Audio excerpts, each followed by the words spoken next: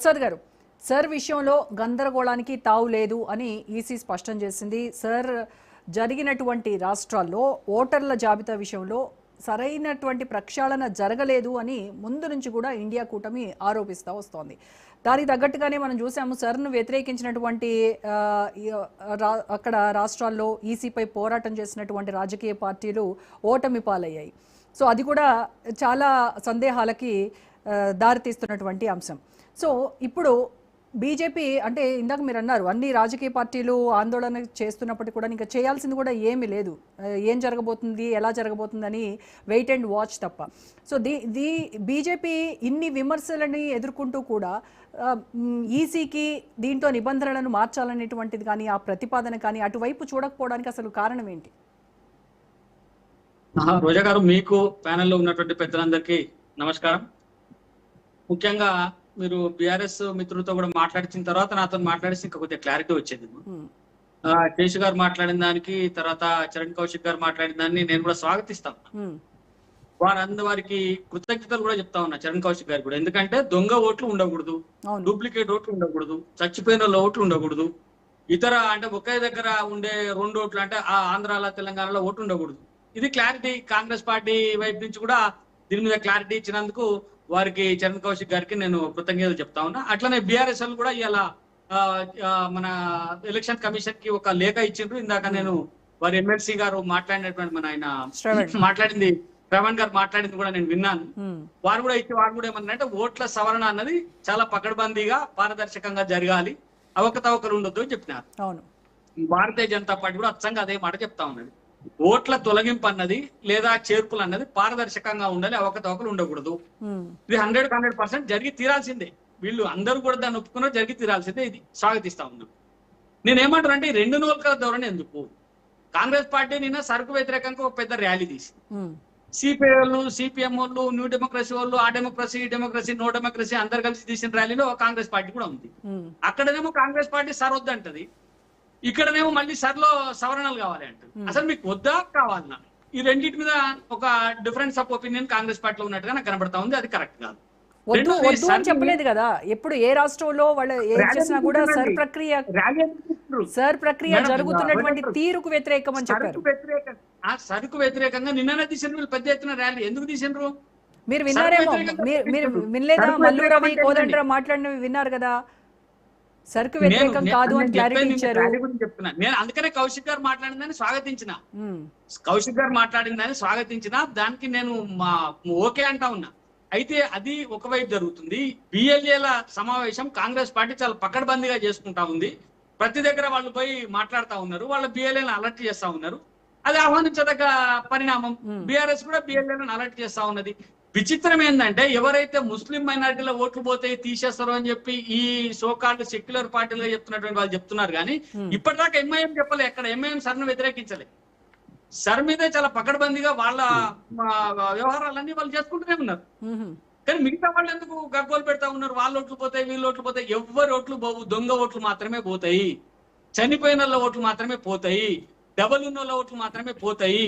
కాబట్టి దీని మీద ఎలాంటి ఇబ్బంది లేదు. ఇందాక చరణ్ కౌశిక్ గారు చెప్పిన దాంతో నేను 100% ఏకీభవిస్తా ఉన్నా. ఇందాక శేషు గారు చెప్పారు, పరకాల ప్రభాకర్ అన్న మాటలు చెప్పారు కదా, రక్తపాతం లేని నరమేధం ఎస్ఐఆర్ ప్రక్రియ అని చెప్పారు.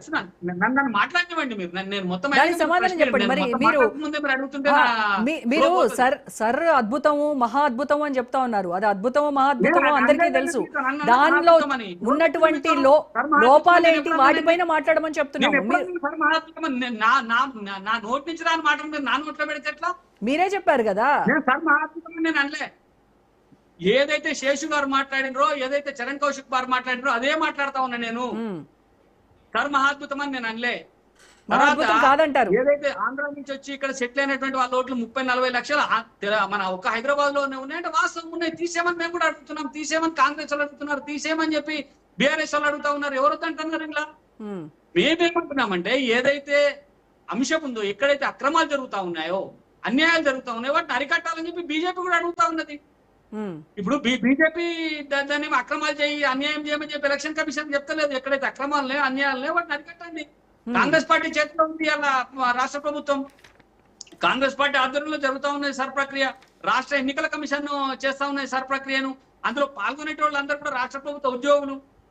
దీంట్లో ఏం తేడా లేదు. నేను ఇంకొకటి ఏం చెప్తాను, ఇందాక మీరు చెప్పినట్టు శేష్ గారు మాట్లాడిన దాంట్లో పరకాల ప్రభాకర్ అనేటైనా మన గొప్ప మేధావి కాదు, దేశం మొత్తం తిరిగి వచ్చినటువంటి వ్యక్తి కాదు, ఓ వ్యక్తి అంతే. ఆయనకుండే అభిప్రాయాలు నేను చెప్పిండు. దాన్ని ఎందుకు మనమే పెద్ద ఆయన ఐన్స్టీన్ లాగా ఏదో కనుగొన్నట్టుగా చెప్పాల్సిన అవసరం లేదు. మూర్ఖుడు ఏదో మాట్లాడుతున్నాడు, దాని గురించి పట్టించుకోవాల్సిన అవసరం లేదు. నరమేధం అంటే ఆయన ఒక అభ్యంతరం చెప్పమనండి, ఒక అభ్యంతరం. ఇలా కోటి ఇందాక చరణ్ గారు చెప్పినారు చాలా మంది ముస్లింల ఓట్లు తప్పండి. బెంగాల్లో ముస్లింల ఓట్ల కంటే డబుల్ ఓట్లు హిందువులు అయిపోయింది బెంగాల్. సో ఇప్పుడు యూపీలో తొలగించిన 2.89 కోట్ల ఓట్లు కావచ్చు, బీహార్లో తొలగించిన లక్షల ఓట్లు కావచ్చు, వెస్ట్ బెంగాల్లో తొలగించినవి కావచ్చు, ఇవన్నీ కూడా నిజంగా అక్రమమైనటువంటి ఓట్లేనా? 100% కదండి అక్రమమైనటువంటి ఓట్లు కాబట్టి తొలగించిండ్రు.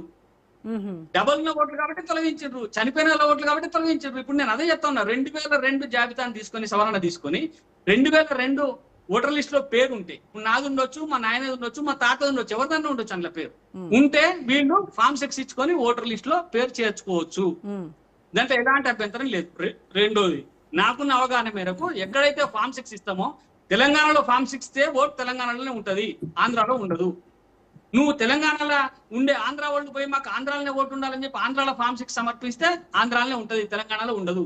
దీన్ని దేశవ్యాప్తంగా ఒక కోడింగ్ మ్యాప్ చేసి దానిపై అన్ని తీసేస్తాం, డబుల్ ఓటు ఉండదు అనేది ఈసీ చెప్తున్నటువంటి నిబంధన. మేము ఈసీ వైపున వకాల్తా పుచ్చుకొని మాట్లాడాలి. ఇక్కడ తెలంగాణలో మ్యాపింగ్ లో వచ్చినటువంటి ఆ లెక్క సంగతి చెప్పండి. 99 లక్షల ఓట్ల మ్యాపింగ్ లో గందరగోళం ఏంటి చెప్పండి.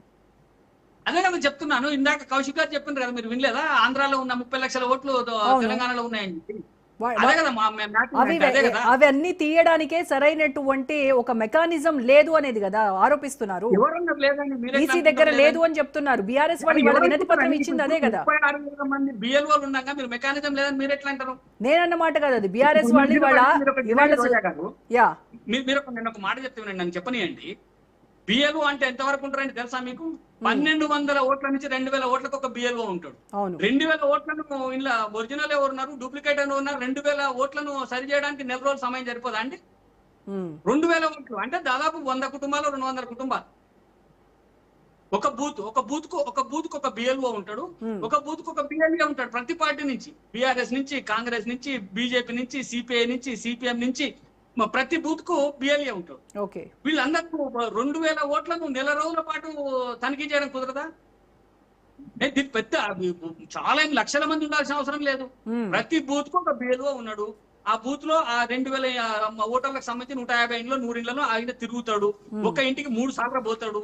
ఆ పోయినటువంటి వ్యక్తి అక్కడ డోర్ లాక్కుంటే అక్కడ ఒక నోటీస్ అంటించి వస్తాడు, లేదంటే పక్కింటి వాళ్ళకి చెప్పొస్తాడు, లేదా ఫోన్ నంబర్ ఇస్తే ఫోన్ చేస్తాడు.